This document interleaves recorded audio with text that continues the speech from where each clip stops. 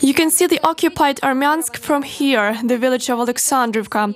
It is located beyond the Bay of Perikop. The Crimean Titan plant is situated only a few kilometers away from it. Although its pipes do not smoke anymore, local residents still feel the effects of the chemical spill. There is a rust here. I hid it in a barrel so it doesn't smell. Nina Ivanovna is showing us her garden and yard. I was glad that the viburnum was growing, and now it's withered. And mulberry, there behind the house, an apple tree withered as well.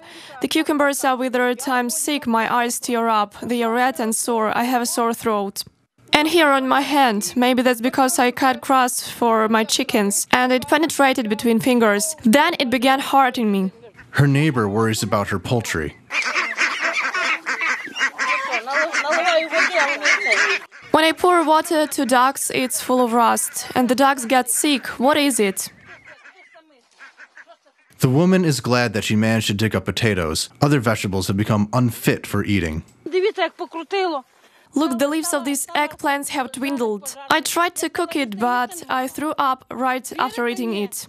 More than 50 children from 7 villages were taken to sanatoriums and safer areas. Rescuers have already disinfected 234 kilometers of roads and over 2 hectares of land. Meanwhile, a representative of the Ministry of Health is constantly monitoring the situation here.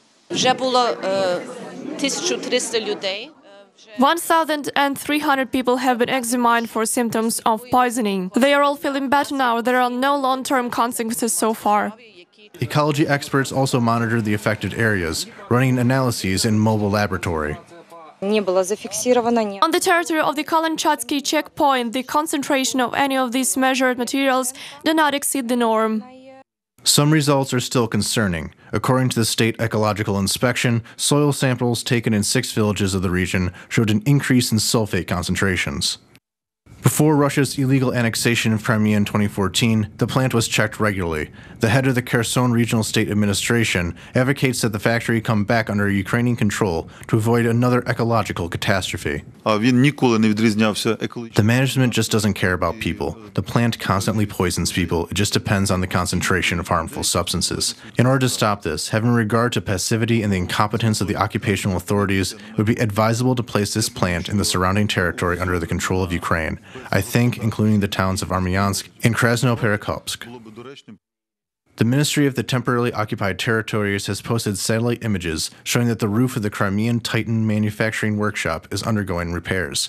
According to the ministry, it proves that the process cycle was broken and it gradually provoked an accident. While the air is still unbreathable and the schools stay closed in Armyansk, the de facto Russian authorities keep denying responsibility for the ecological disaster.